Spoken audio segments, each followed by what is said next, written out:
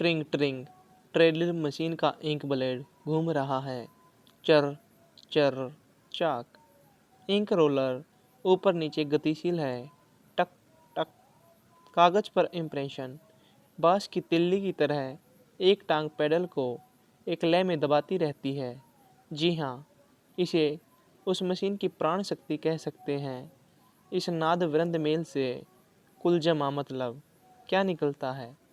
यही कि अंधेरी गुफा सरीखा एक छोटा सा मुद्रणालय, हाँ, छापा खाना यहाँ क्रियाशील है। उस छापे खाने की उम्र 20 साल और कुछ महीने की होगी। वहाँ छपाई के जितने किस्म के काम होते हैं उनमें विवाह निमंत्रण पत्र की छपाई सबसे ज़्यादा होती है। समय समय पर cash bill, letter pad, visiting card इत्यादि के ऑर्डर भी मिलते हैं। उस कोठरी में ट्रेडल मशीन के अलावा 4-5 जॉब टाइप केस और एक छोटी सी कटिंग मशीन भी है। इतने छोटे छापेखाने से कौन सा बड़ा मुनाफा मिलता होगा? जायज़ सवाल है। लेकिन इस प्रिंटिंग प्रेस के मालिक मुरुगेश मुदलियार ने 20 साल बाद जैसे तैसे करके अपने लिए एक छोटा सा मकान बनवा लिया है। यहाँ पर कंपोजिट कम बाइंडर कम मशीनमैन के संपूर्ण दायित्व को निभाने वाला एकमात्र कर्मचारी विनायक मूर्ति है। वही जो ट्रेडल के पास खड़े होकर ताबड़तोड़ पाँव चला रहा है। माहवार 20 रुपये की पूरी गारंटी है। काम की भीड़ और मुदलियार के मूड के मुताबिक चाय पीने या नाश्ता करने के लिए समय समय पर मिलने वाली फालतू आमदनी को जोड़ ले तो तनख्वाह 30 रुपये तक पहुंच जाए। 12 साल पहले की बात है। एक शुभ दिन पर विनायक मूर्ति ने हाथ में स्टिक पकड़कर यहाँ कंपोजिंग कार्य का श्री गणेश किया था। उसने पहले जिस सामग्री का अक्सर योजन किया वह थी शुभ लगन पत्रिका, हाँ, विवाह का निमंत्रण पत्र। उस दिन से उसने कितने ही भाग्यवानों के विवाह निमंत्रण छाप दिए हैं, किंतु अपनी शादी का कार्ड अजी कितने लोगों के लिए अपने इन हाथों से शादी के कार्ड छाप दिए हैं। यो लंबी सांस भरने वाले विनायक मूर्ति की उम्र फिलहाल 30 साल की है। इस ढाबे में मिलने वाले 6 आने का दाल भात कब तक खाता रहूँगा? विनायक के हाथ ने रेक दबाया, पेडल मारता पैर स्थिर हो गया। ट्रेडल मशीन भी रुक गई। वहीं पास में शाही डिब्बों के स्टैंड में उसकी उंगलियों ने कोई चीज़ टटोली। उंगली में फंसी सूंघनी की पोटली खोलकर एक चुटकी खींच ली। उसके बाद नाक पर लगी सूंघनी पोंछते हुए हाथ ने उसकी नाक पर शाही का लेपन कर दिया। इस बात से अनभिज्ञ विनायक मूर्ति ने उधर पास में सूखने के लिए रखे निमंत्रण पत्रों में से एक को उठाकर देखा। शाही की सप्लाई एकदम बराबर तो है, मगर कौन सी कमी रह गई है? हाँ, नीचे वाले रोलर को बदल दे तो प्रिंट चकाचक चमक उठेगा। या इम्प्रेशन कम करना है? इम्प्रेशन ठीक तो है। अरे रे, ये अक्षर क्यों चपटा छप रहा है? शाही क्यों फैल रही है? टाइप के पीछे चेपी लगानी होगी। तभी मुदलियार के चिल्लाने की आवाज़, अबे मशीन क्यों बंद कर दी? ग्राहक अभी आने वाला ही है, समझे? ठीक है, एक चवन्नी देना मालिक। सुबह नाश्ता नहीं किया, अभी आकर काम पूरा कर दूंगा। जल्दी आजा, काम बहुत ज़्यादा है। मुदलियार ने चवन्नी निकाल कर मेज पर रख दी। अच्छा मालिक, बदसतुर जवाब दिया और पैसा लेकर आगे बढ़ गया। एक दिन की बात है। प्रेस में विनायक को छोड़कर और कोई नहीं था। उस दिन के लिए तयशुदा कार्य में 2 काम बाकी थे। पहला, 2 निमंत्रण पत्र कंपोज करके उसका प्रूफ निकालना और दूसरा, प्रूफ शोधन किए अभिनंदन पत्र में करेक्शन लगाकर छापना। छापने के लिए कागज भी तो काटना होगा। बुदबुदाते हुए जब वह ट्रेडल में कसे हुए चेस को खोल रहा था, उसके मन में एक छोटी सी आशा अंकुरित हुई। बहुत ही साधारण सी इच्छा। आप चाहे तो बचपना भी कह सकते हैं। चेस को खोलकर स्टोन पर रखा। वह भी एक विवाह निमंत्रण कार्ड का ही मैटर था। विनायक मूर्ति ने मैटर में वर्क के नाम वाले अक्षरों को ब्रश से पोंछा। स्याही हट जाने पर चांदी की तरह उजले अक्षर चमक उठे। चिरंजीव, श्रीधर। इन अक्षरों के टाइप दाएं से बाएं और जैसा कि आईने में प्रतिबिंबित होता है साफ दिखाई दिए। चिरंजीव, श्रीधर।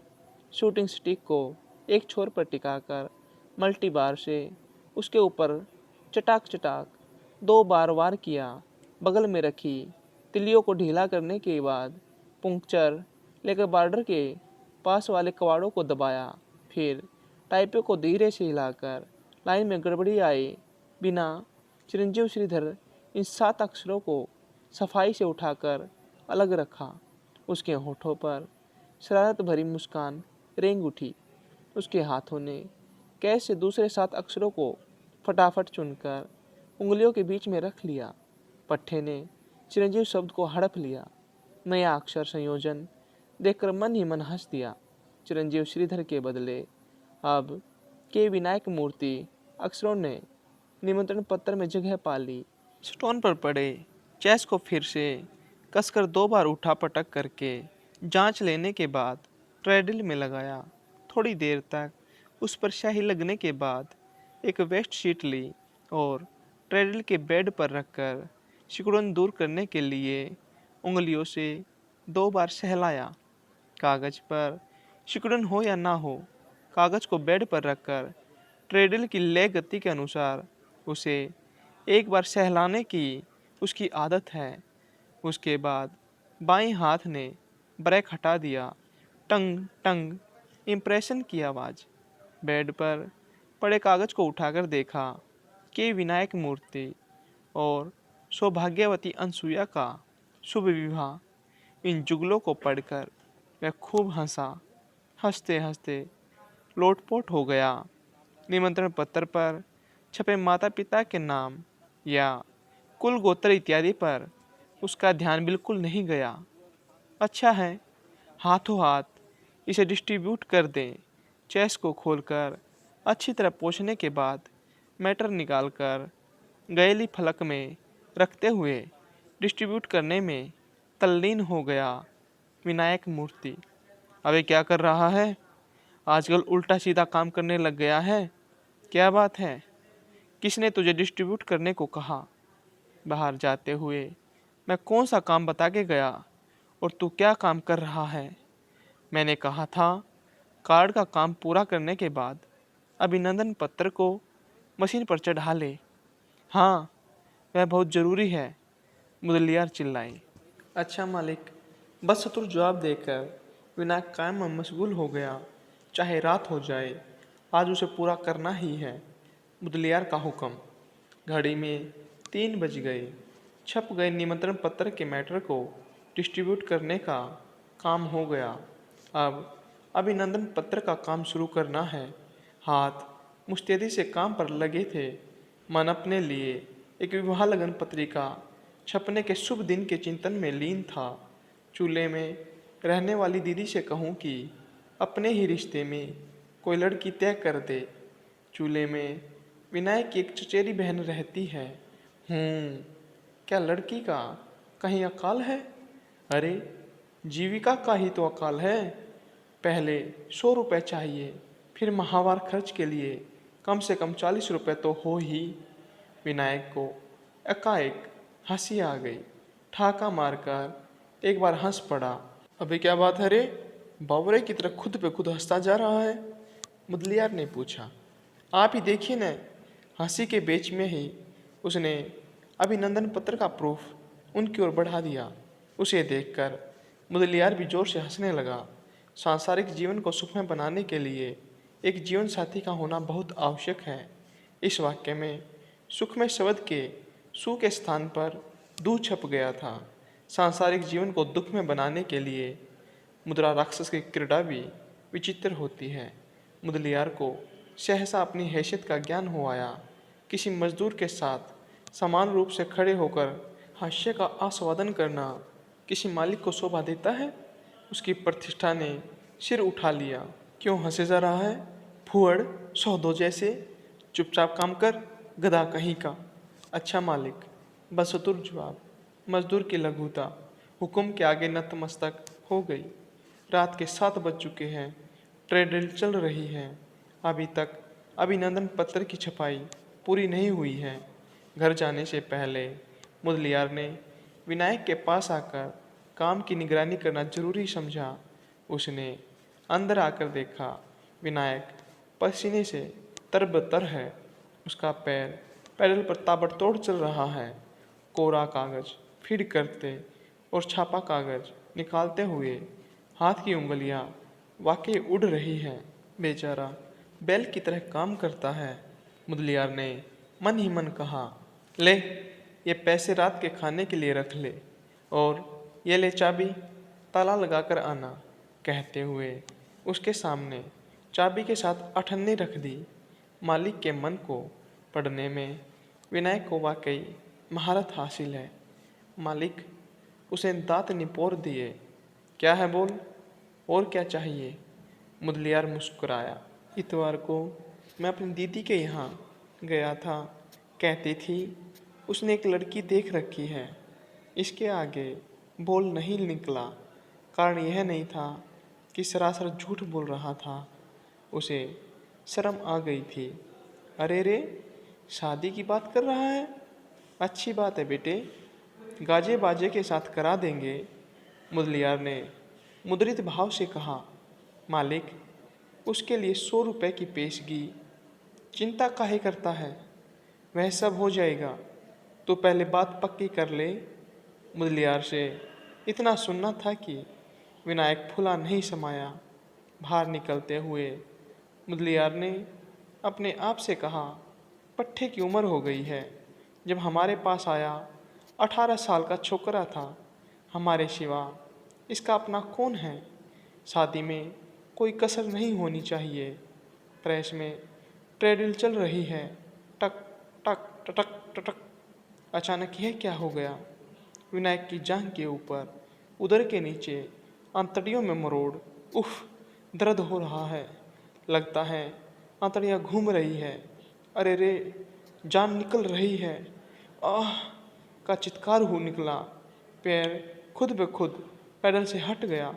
पैर के अचानक हट जाने से तेज गति से चल रहे पैडल में धड़ धड़ का कंपन, फिर वह रुक गया। विनायक का दम घुटने लगा। गैस पर झुककर दांत भींचते हुए उसने पेट को पकड़ लिया। सीने के अंदर से कोई चीज़ सरकते हुए ऊपर गले में आकर अटक गई। सांस लेने में दिक्कत। धीरे धीरे सरकते हुए उसने मटके से एक गिलास पानी लेकर पिया। दर्द कम हो गया, लेकिन गया नहीं। बड़ी मुश्किल से दांत भींचते और सांस रोकते हुए रुक रुक कर जैसे तैसे अभिनंदन पत्र की छपाई का काम पूरा कर डाला।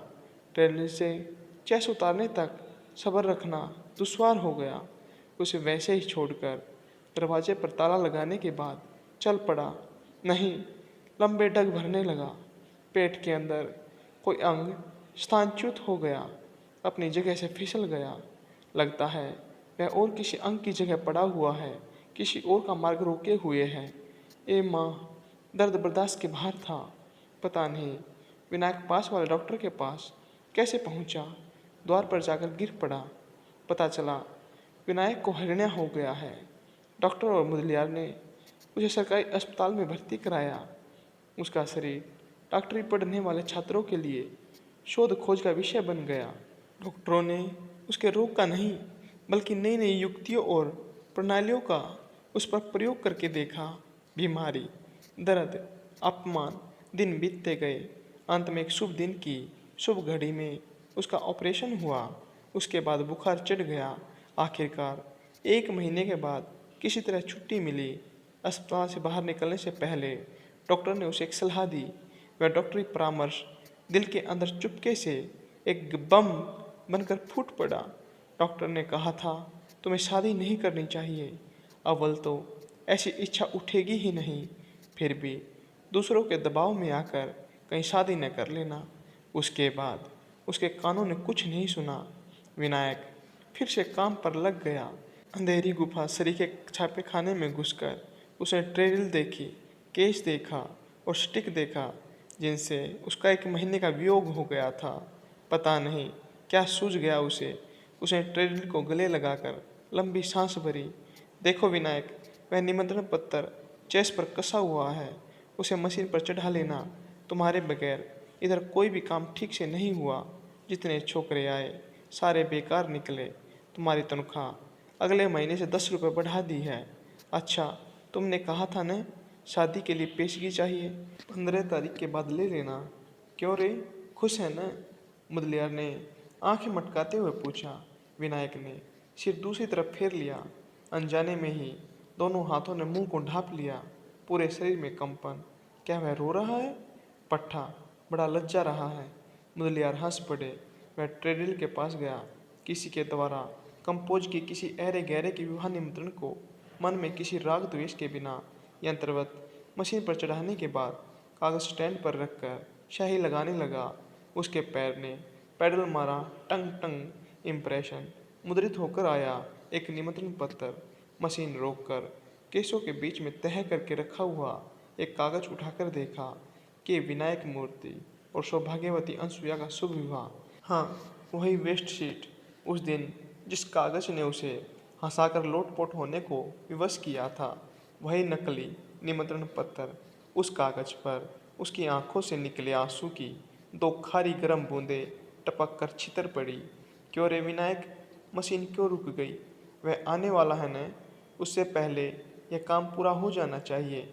मुदलियार ने कहा। अच्छा मालिक। टटक टटक। हाँ, दोनों ड्रिल मशीनें गतिशील हो गई।